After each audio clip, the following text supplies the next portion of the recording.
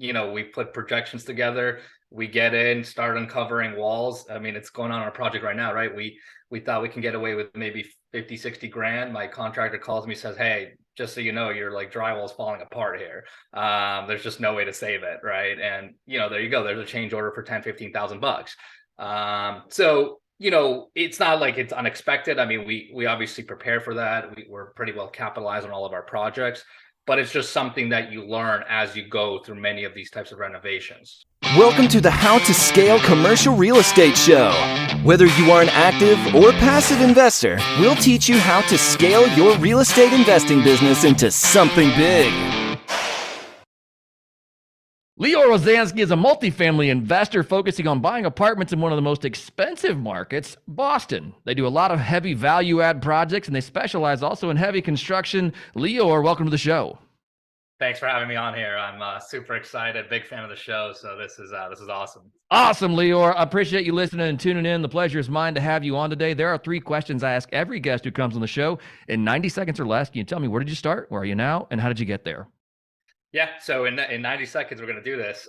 So started out, for me, it was a classic immigrant story. Came here to the States, was supposed to go to med school, applied actually to med school after colleges, but retracted those apps as soon as I got my first deal under contract.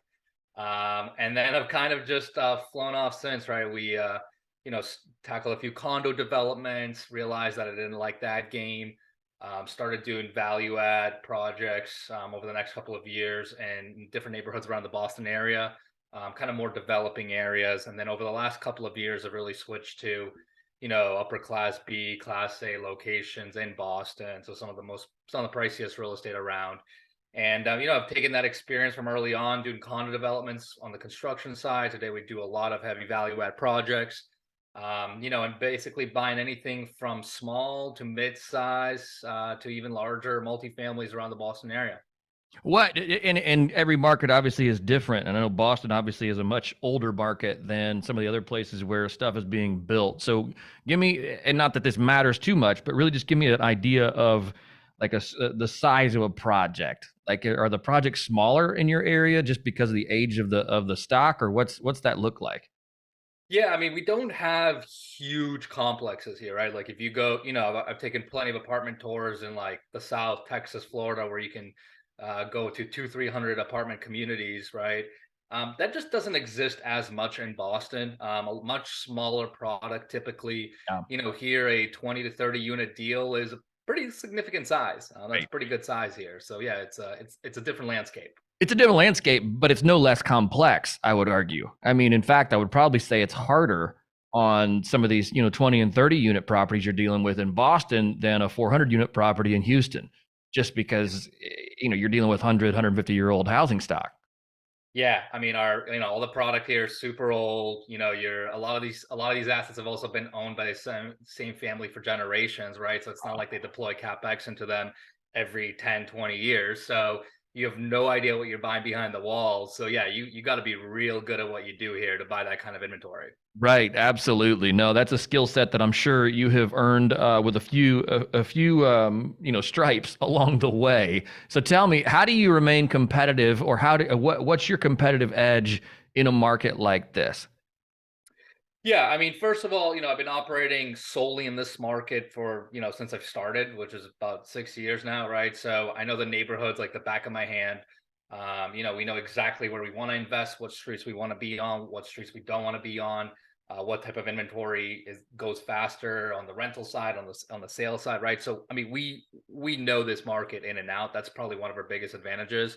The other aspect of it too is my other business is I run a team and a brokerage, right? So a lot of contacts with agents and middlemen and et cetera. That has helped me tremendously in terms of establishing my network. And that's been a tremendous lead source as well for our deals, right? So that between just operating here, knowing the market super well, and just being entrenched in the landscape, I mean, that's really what we rely on every day. Love it. So you guys started in condo conversions, is that right? Or condo development, excuse me, not condo. Right, same thing, condo conversions, yeah. Okay. Yeah. And you said, hey, I don't really like this. And then you pivoted into heavy value add multifamily. That's right. Okay. Okay. How did you educate yourself? What did you do? What did you do right? What did you do wrong? Like, just give us the secret sauce on how you got launched into that. Well, to answer your question, how I got educated is I got my butt whooped a couple of times, right? That that usually educates you pretty well. On those condo developments, those were steep learning curves. I mean, I jumped; those were literally my second and third projects and acquisitions. And I kind of tell the story, right? When I closed and I partnered with a developer, he's like, "All right, let's go pull permits." I told them, "What's a permit?" Right? I had no idea. So yeah, my base was pretty low, but you kind of educate yourself, right? I mean, the condos projects learned a lot about construction management, managing a lot of different contractor subs, the financial aspect of managing construction, right? Those were really great lessons. I did learn very quickly though that was just not the model I liked, right? I didn't like being under the gun, having to exit out the assets as soon as we're done. I mean, you just built this amazing product and now you have to unload it, right? And so it wasn't exactly the philosophy of investing that I wanted to do, but it was a great learning curve.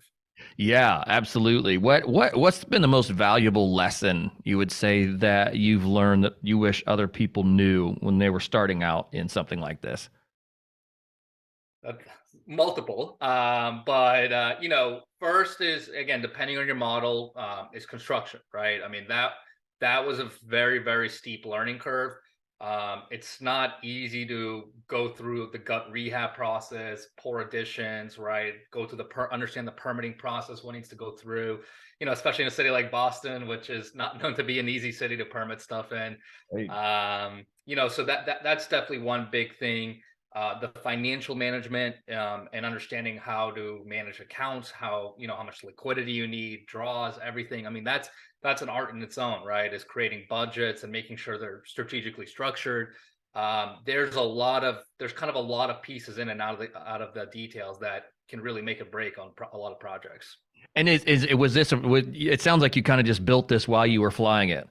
Like it's like, oh well, we're just going to keep learning, and and hope that hope we don't crash. Does that sound right? Well, kind of. I mean, this kind of goes into lesson number two is, on those early projects, I partnered with a local developer here that I'd been introduced to. He had a pretty good reputation at the time, and I kind of learned about the value of partnerships. Right, some partnerships are going to be better than others. It was my first partnership. I didn't really know how to evaluate what to look for. It didn't end up being the best one. I guess I will say that lightly. But that's another thing you learn on, right? Is how to evaluate other people, other folks in the business. That's another crucial component. How did that conversation with the developer go? Like, I wouldn't even know how to personally at this stage because I've never done development really. Maybe some small stuff, but not true development, especially with no track record. Like, how do you say, hey, when you come partner with me and go do some development projects? How did you secure that partner early on? Well, that aspect of it, I think the securement of the partner, I think the philosophy I still use today, right, is, I was told about condo projects, right? I understood the math behind it. So for me, I was like, all right, well, how would I get a developer, someone established to partner with me? Is I have to go provide them with some value, right? So for that particular instance, I ended up actually finding the deal through my network, right? At the time, I was just kind of getting kickstart on the investment side, brokerage side, leverage my network. I also raised some money for that project, right? I brought in the private capital that was needed. That was also something the developer needed, and basically, I came together with those two things and said, "Hey, like, I've got a deal. I can probably raise some money. Can I get an equity sliver in this thing, and can we do this together?" Right. Oh, that's cool. I love it. And now you meant one of the things you mentioned there in your bio that we kicked the show off was that you guys are doing heavy value add. I mean, walk us through that. Like, you mentioned some figures here off air that sounded, like a lot. So how do you underwrite that? How do you know that the product works? How did you know it worked early on? Just to kind of show me that whole business model if you can. Yeah, and so it's a different game here, right? And this is what I was saying is you really have to understand the type of inventory you're dealing with and the exact sub market you're dealing with as well, right? Because there's things I would do in one particular neighborhood that I wouldn't even dare of doing in another, right?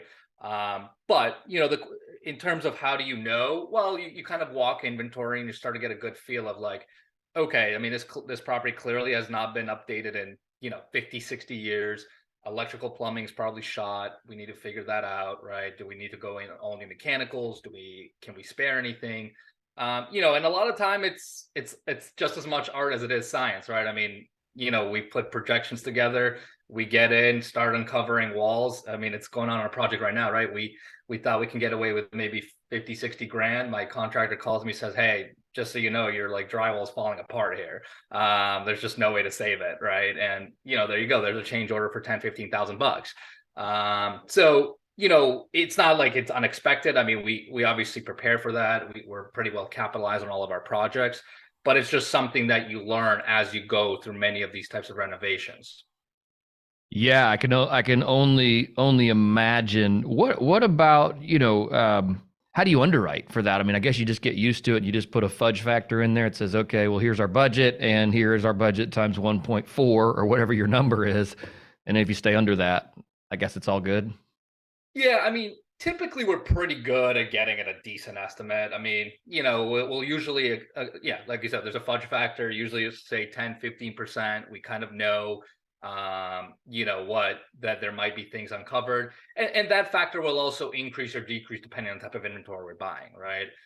If it's like a nice, very well upkept, say, brick building with good units, the chances that there's something crazy going on behind the scenes is much lower. Whereas, if you walk a property, you can usually start to get a feel like, yeah, the mechanicals just don't look as tight.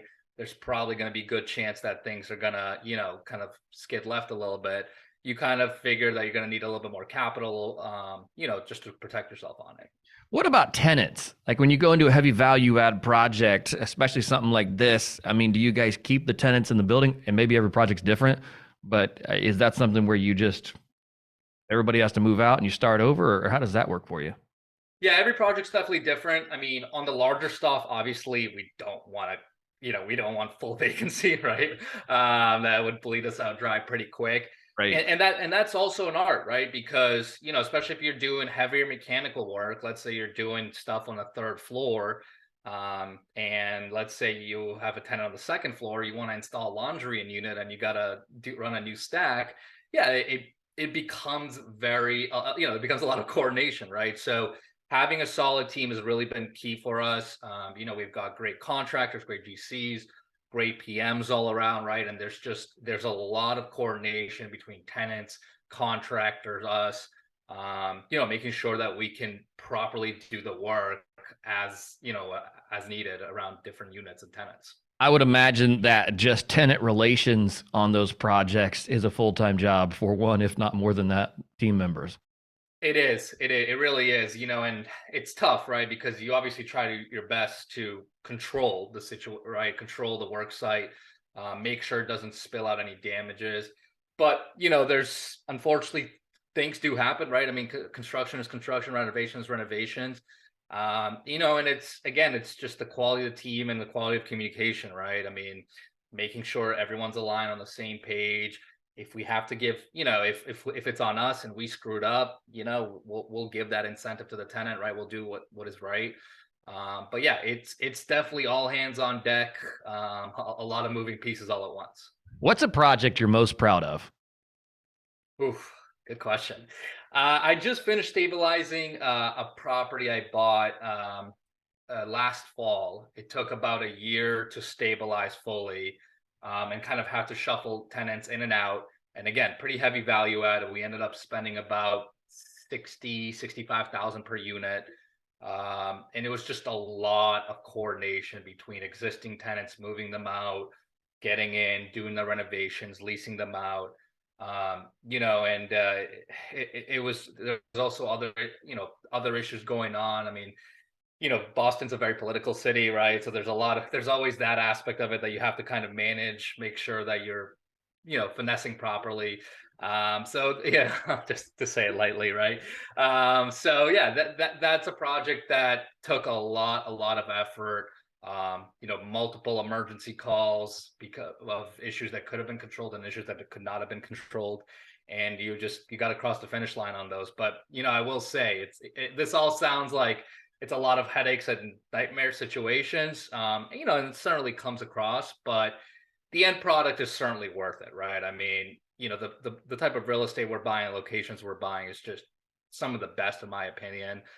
These are buildings that are just next to multi-billion-dollar projects, next to Harvard, MIT, right? These kinds of locations. So, this is stuff that you sit on at the end of the day, and you're like, wow, like I'm really glad I went through this because it's so worth it. Right. No, that's cool. I'm sure that's very, very rewarding. Is there incentives from the city and or any communications? You said it's a very political city. Yeah, I could only imagine. But is there, do they have like their hit list of properties where it's like, hey, this has been owned by the same family for 80 years and they've done absolutely nothing to it and the roof is falling in and we would love to see that get renovated?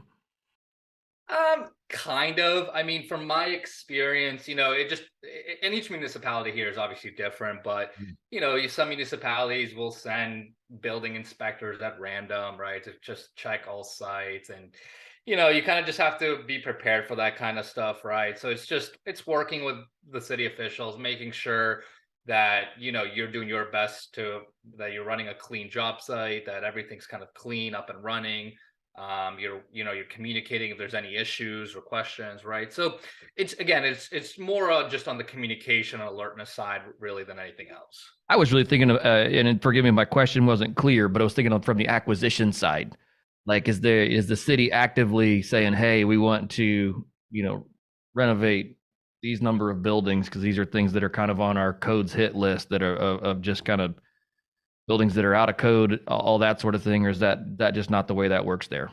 Not really. I mean, I know there's a couple of lists out there with like code violation properties, and it's like, yes, they've been fined and they're violating code, but what's this? It's not like you can make someone necessarily sell the property because of that, right? So it doesn't quite exactly work like that. Tell me about your capital raising side of your business. I mean, sounds like a very capital intensive operation. Obviously, all of it is, but this one in particular, especially with these, heavy value adds, I can only imagine is a very capital intensive operation. What's it been like to go out and early on gain traction and now have a good capital backing for your projects? Yeah, so I mean, the capital portion of it is crucial, right? And every time we're raising, when I'm raising for a new deal, I try to be as thorough and as realistic as I can be about what are our true needs, right, in terms of construction, soft cost, whole any sort of additional contingency budgets, anything like that, right? And this is something that I communicate with investors, right? I mean, I show very clearly here's where the equity usage is going, right?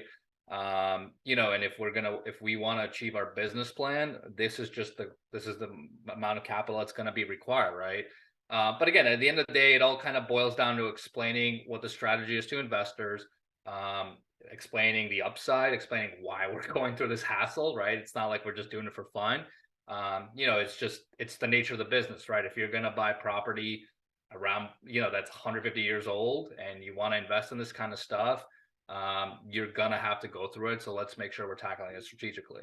Right. Has there been any challenges that you've faced on the capital raise side of things, or was that just something kind of came naturally to you?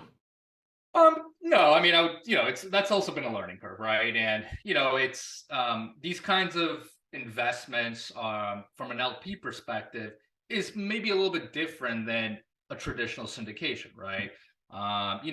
It's in a market like Boston, I can't be offering, 8-10% cash on cash or eight prefs or anything like that I know other guys can do across the country. It just, the cash flows are not there to support that. So it's just really educating my investor base and finding people that are aligned, right? That understand, look, I don't need that.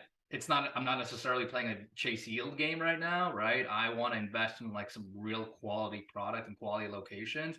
And as long as they understand that and philosophies are aligned, it's beautiful, right? And it works out great. But for others that, want that higher yield and don't necessarily want to do the equity game, that's totally fine. It's just, this is a market that's tougher to do that in. I like the idea of an aligned philosophy, and I think that's something, especially early on, as my early capital raising days. I wanted everybody to be involved in my projects, and probably really feared, the no. And now I'm not so worried about it. It's like, hey, if this is for you, great. If it's not, oh well. But having that alignment, I think, of philosophy with your investors is critical. So I like the way that you said that there. Lior, this has been fun. I've certainly enjoyed having you on the show today. I've learned so much about the product type, how you've kind of grown through the years of doing condo development to now doing heavy value add, kind of what you guys see in the marketplace. I guess the last question for you is this: like, what's the long-term plan for you and these assets? Once you buy them, get them stabilized, is this a hold in perpetuity, or what's your strategy?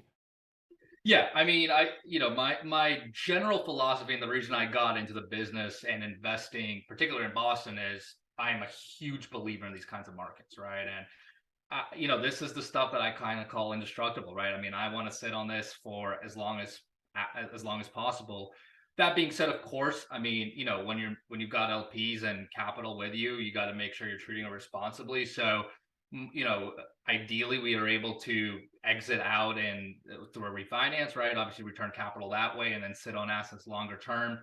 I have conversations with my LPs like, hey, even post refis, right? Like if we really need to sell, and if you guys, if this is something we have to unload, we'll obviously tackle it. But, to answer your question from a high level, yeah, like the reason we go through all these headaches is, we're buying inventory that's scarce, right? There's not a lot of it. It's in a very populated, dense urban area with not a lot of land, right? We want to sit on this for as long as possible. That's awesome. Lior, thank you for taking the time to come on the show today. I certainly appreciate it. If our listeners want to get in touch with you or learn more about you, what is the best way to do that? Yeah, I'm very active on social, so if, you can find me on Instagram and LinkedIn. I've also, if there are any listeners interested in the value add and what kind of we look for, I put together kind of a quick guide on some of the things that I look for when we're doing value add deals. So happy to link that up. Awesome. We'll make sure we also include all that there in the show notes. Lior, thank you again, and have a great rest of your day. Welcome to the How to Scale Commercial Real Estate Show. Whether you are an active or passive investor, we'll teach you how to scale your real estate investing business into something big.